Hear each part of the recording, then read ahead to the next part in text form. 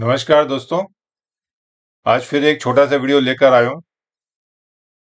किसी ने मुझे कमेंट्स में कहा मेरे को, जो मेरे फॉलोअर्स हैं या स्टूडेंट्स हैं, कि सर आरबी नंबर 216/2009 216/9 को जरा हमको समझाएं सर।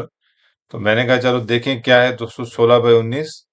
तो इसमें सब्जेक्ट में लिखा हुआ है scheme for providing immediate relief to the families of railway servant who dies while in service.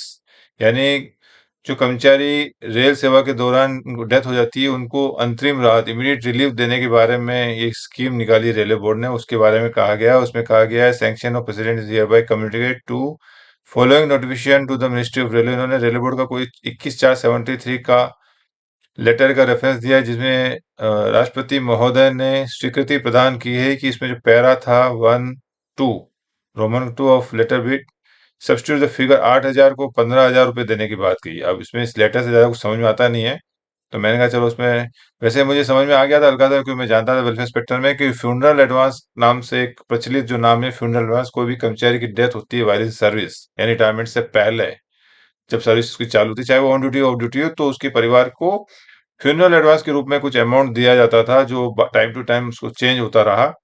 और वो बाद में रिकवरी भी होता था, एडवांस है चूंकि इसलिए रिकवरी भी होता था, डीसीआरजी से रिकवरी होता था। तो इसके बारे में थोड़ी सी आज जानकारी मैं आपको सोच रहा हूँ कि एक छोटा सा वीडियो बना के थोड़ी सी जानकारी दे दूं। तो ये अमाउंट इन्होंने बताया जो लेटर नंबर 2016/9 में 8,000 से 15,000 कर दिया है। उसके बाद लेटेस्ट जो इसका सर्कुलर है 104/19, सेम बातें इसमें लिखी हुई है, और इसमें जो अमाउंट है 15 का 25,000 कर दिया, 2019 का लेटर है। यानी आज की तारीख में जो अमाउंट है इमीडिएट रिलीफ, कोई भी कर्मचारी की डेथ हो जाती है तो उसके परिवार को वेलफेयर इंस्पेक्टर के थ्रू जो पैसा मिल जाता है अंतरिम राहत के रूप में, जो कि बाद में रिकवरी होता है, ये एक एडवांस है ये, तो उसको अब 25,000 मिलते हैं। ये ऑब्जेक्टिव में क्वेश्चन पूछा रहता है, और मैंने रिसेंटली इसके ऊपर एक क्वेश्चन मैंने कम्युनिटी में बना के डाल दिया, ये अभी अभी जस्ट मैं देख रहा था। तो rupees is given under scheme, मतलब कई बार फ्यूनरल एडवांस के नाम पे क्वेश्चन ना पूछ के इस तरह का क्वेश्चन अगर बनता है कि rupees dash is given under scheme for providing immediate relief to the families of railway servant who dies while in service with effect from 21/6/2009, तो इसमें ये एपीओ के क्वेश्चन में भी बड़ा अच्छा क्वेश्चन बनता है। तो मैंने कहा बता दूं इस तरह के क्वेश्चन में, और कॉन्सिस्टेंसी मैंने जो इसमें ऑप्शन डाले हैं 2,500, 8,000, 15,000, 25,000, ये सारे सबसे पहले इनिशियली जो अमाउंट था 2,500 का था, उसके बाद ये रिवाइज हुआ, अभी मैं बताऊंगा आपको, 8,000 हुआ, फिर 15,000 हुआ, फिर 25,000। जितने ऑप्शन है वो अमाउंट सही में मिलते थे, टाइम टू टाइम रिवीजन होते गए। तो ये क्वेश्चन इस तरह का क्वेश्चन अगर आता है एग्जाम में, अच्छा क्वेश्चन है, तो मैंने कहा थोड़ा बता दूं, इस क्वेश्चन पे आज बात कर लें। तो ये अभी लेटेस्ट जो है 2019 का, उसमें 25,000 था। इससे पहले 2009 में ये 15,000 हुआ, जो पहले 8,000 था। जो भी ऑप्शन 8,000 जो था वो उससे पहले 99 में ये था, उसमें भी सेम बात ही कही हुई है, और इसमें जो लिमिट थी 2,500 से बढ़ा के 8,000 किया था, यानी 2,500 से 8,000 की, 8 से 15 किया, 15 से अभी 25 हो गया है। तो ये अमाउंट की बात है, लेकिन है क्या चीज के बारे में बात करेंगे। ये इन्होंने बार बार 21/4/73 की बात कही है, तो मैंने कहा चलो इसी को देख लें कि 21/4/73 का ये हमारा लेटर है। बड़ा हो जाएगा, इसको मैं थोड़ा सा छोटा करता हूँ। तो ये पूरा डिटेल गाइडलाइंस जो है इसमें बताई गई है, थोड़ा सा मैं समझा देने की कोशिश करता हूँ। Scheme for providing immediate relief को मैं बता चुका हूँ। In supersession of order contain board's letter, पहले लेटर कुछ था जिस 1966 का, जिसमें कुछ बातें कही थी, जिसको खारिज करते हुए अब सुपर सेशन उसके ऊपर एक नया लेटर निकाला, जिसमें पुराने लेटर में सारी बातें खत्म कर दी। सबसे पहले इसमें एलिजिबिलिटी बात की है, in case of railway servant other than casual और डेली रिटेड एम्प्लॉय, यानी कैजुअल लेबर और कैजुअल में जो काम कर रहे हैं, डेली काम कर रहे हैं मजदूर, उसको छोड़ के जो जितने भी रेलवे सर्वेंट है होल्डिंग ए गजेटेड और नॉन गजेटेड पोस्ट, इन्हें परमानेंट और टेम्परेरी कैपेसिटी, यानी कोई भी रेलवे कर्मचारी है वो राजपत्रित है या अराजपत्रित, यानी गजेटेड, नॉन गजेटेड और टेम्परेरी में है या परमानेंट है। वैसे जनरली हमारे सब परमानेंट ही होते हैं।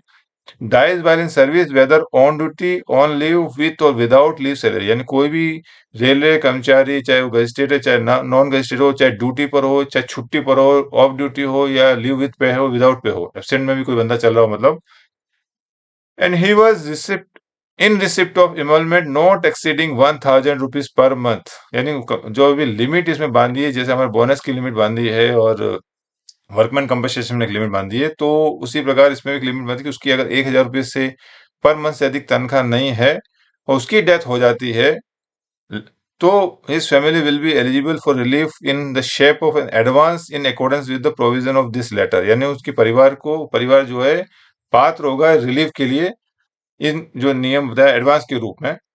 और the term emoluments for the purpose of this class will mean pay as defined. इसमें जो एमेंडमेंट की बात की वो पे बताया है, जो हमारा रूल 2003 पुराना था, अभी तो चेंज हो गया number. And also include DNS में पे के अंदर डीएनएस अलाउंस और इंटरिम रिलीव को भी शामिल किया गया है।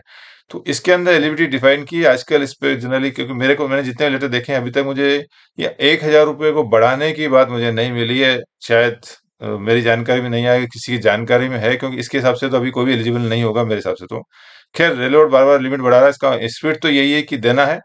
मैक्सिमम लिमिट की बात जो है अभी उसका लेटर मुझे मिला नहीं है, मिलेगा तो मैं आपको बाद में बताऊंगा। फिलहाल तो जो आगे की बात हम चलते हैं। अमाउंट ऑफ रिलीफ में कहा है द रिलीफ में be allowed in the form of advance limited to 3 months pay including personal pay and special pay of the diseased railway servant और 1,000 rupees whichever is less. तो सबसे पहले जो amount था वो 1,000 रुपये मिलता था इसके अंदर रिलीफ के रूप में, एडवांस के रूप में। तो कहा था कर्मचारी का 3 महीने का पे या 1,000 रुपये विच एवर, जिसमें भी जो कम है, तो 3 महीने पे अगर ज्यादा है, अगर वो कम है तो वो मिलेगा, नहीं तो 1,000 रुपये मिलेगा, जो भी है उसको मिलेगा। Provide that the amount so sanction does not exceed the estimate पे ड्यू टू फैमिली। मतलब अगर उसका पगार उतना अमाउंट बढ़ जाता है तो फिर वो नहीं मिलेगा, इसमें बताया गया है। इसमें सिर्फ तो अभी हम सिर्फ 1,000 की बात करें कि सबसे पहले इनिशियल जो पॉलिसी आई थी 73 में, तो 1,000 की बात हुई, फिर शायद 2,500 कर दिया उन्होंने बीच में कभी। Sanction of advance, the sanction of advance should be communicate to the accounts officer. उसमें डिटेल्स मांगी, इस तरह का डिटेल्स पूरा भर के जाएगा। तो ये भी ज्यादा बात करने का मतलब नहीं है। हेड ऑफ अकाउंट में किस पैरा में जाएगा मतलब नहीं है। अब एडजस्टमेंट की बात कही है कि जब एडवांस दिया जाएगा तो उसको कहाँ एडजस्ट या किस तरह की रिकवरी होगी, तो उसके बारे में बताया the advance will be adjustable against the arrears of pay and allowances including leave salary, special contribution to PF, death cum retirement gratuity, balance in SRPF contribution, non-contributory and any other payment due in respect of deceased railway servant and becoming payable to the family। यानी कर्मचारी की death के बाद जो भी उसको मिलता है, पीएफ का पैसा मिलता है, लीव सैलरी मिलती है, डीसीआईजी मिलती है। जनरली हमारी प्रैक्टिस में अभी डीसीआईजी से माइनस होता है, लेकिन बोर्ड की जो पॉलिसी थी उसमें उन्होंने कहा कि जो भी हम पेमेंट रेलवे कर्मचारी के परिवार को दे रहे हैं एज ए सेटलमेंट बेनिफिट, वो हम उसमें किसी में से भी काट सकते हैं, चाहे वो पे एंड अलाउंसेस कुछ बकाया एरियर्स हो, या लीव सैलरी हो, या पीएफ का जो पैसा है उसमें से काट सकते हैं, डीसीआईजी में से काट सकते हैं। इस तरह की बातें कहीं से भी काटा जा सकता है और काटना ही है उसको। और फिर कहा है कि एडजस्टमेंट और advance should be made as soon as possible. जितना एडवांस देने के बाद रेलवे ने कहा है कि उसको जल्दी से जल्दी रिकवरी करना है। Every attempt should however be made to affect the adjustment within a period of 6 months from the date of sanction। तो इसमें बोर्ड ने बोला है कि जो रिकवरी करनी है आपको कोशिश करना है वो 6 महीने में हो जाए। तो मैं इसमें कहूंगा, मेरा पर्सनल ओपिनियन ये है कि कई बार जैसे जनरली मैंने देखा, अभी जो मेरा एक्सपीरियंस है पिछले 15 सालों का, डीसीआईजी से करते हैं तो कई बार हमारे कुछ डिस्प्यूटेड केसेस होते हैं जिसमें पेमेंट होने में साल 2 साल भी लग जाते हैं। तो चूंकि पेमेंट हो गया और बोर्ड की पॉलिसी को हम फॉलो करें, तो मेरा मानना है जो भी पैसा उसको दे रहे हैं पीएफ या जो भी पैसा दे रहे हैं उससे रिकवरी कर लेनी चाहिए, क्योंकि रेलवे बोर्ड की पॉलिसी है, तो हमको हमारा ड्यूटी बनती है कि हम रेलवे बोर्ड की पॉलिसी करें। तो जो भी पैसा हम दे रहे हैं उसको, जो भी हम पहला पैसा रिलीज कर रहे हैं पीएफ के फॉर्म में, जितना भी उसमें से रिकवरी करना चाहिए, जितना मैं इस लेटर को समझ रहा हूँ। उसके अलावा कोई रेलवे बोर्ड का कोई लेटर है तो फिर हम, वो मुझे आइडिया नहीं है। तो मुझे जो लेटर मिला उसके आधार में बता रहा हूँ कि रेलवे बोर्ड ने ये बोला है कि जितना जल्दी हो सके उसको रिकवरी करें, क्योंकि ये इमीडिएट रिलीफ होता है और फिर जैसे हम दे रहे हैं उसको एडजस्ट कर लेना है। और इसके बाद बेनिफिशियल में बताया है कि कौन कौन किसको देना है पैसा। इसमें कहा गया है कि in the case of railway servant eligible for benefit of the liberalise pension rule, अगर कर्मचारी जो है पेंशन रूल का एलिजिबल है तो payment should be made only to the person nominated by him और अदरवाइज। यानी जो हम पीएफ नॉमिनेशन जो करते हैं, जिसमें पीएफ डीसीआरजी जो नॉमिनेशन के उसके आधार पर ही देना है, जो नॉमिनेशन के अंदर जिसने to receive the DCRG gratuity in the same proportional as में भी एंटाइटल्ड हो। यानी जो देना किसको है, जो जनरली जो डीसीआरजी जो पीएफ नॉमिनेशन के अंदर जो डीसीआरजी का जो नॉमिनेशन किया, और डीसीआरजी में भी जिस प्रकार नॉमिनेशन किया, अगर डीसीआरजी में वाइफ और बच्चों को इक्वली दिया है तो ये अमाउंट भी इक्वली देना है, ऐसा लिखा है। प्रोपोर्शनल देना है, अगर सिंगल नाम है तो सिंगल को देना है।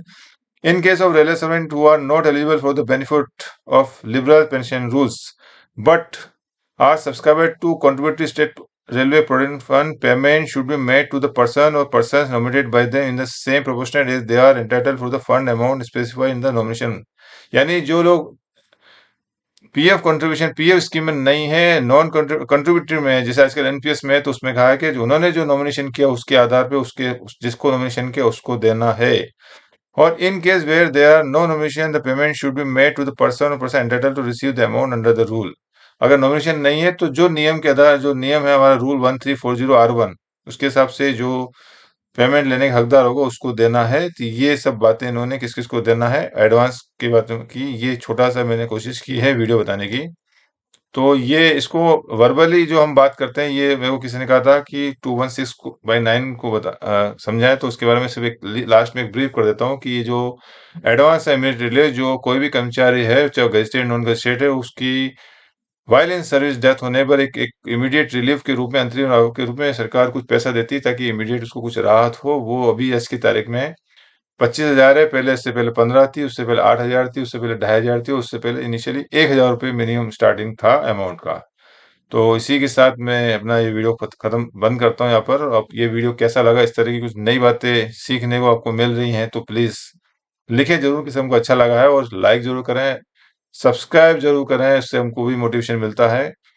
और शेयर करें ताकि ज़्यादा से ज़्यादा लोगों फैमिली को इस तरह की बातें जानकारी हो। तो प्लीज़ मेरा वीडियो देखते रहें, सब्सक्राइब करते रहें। Thank you.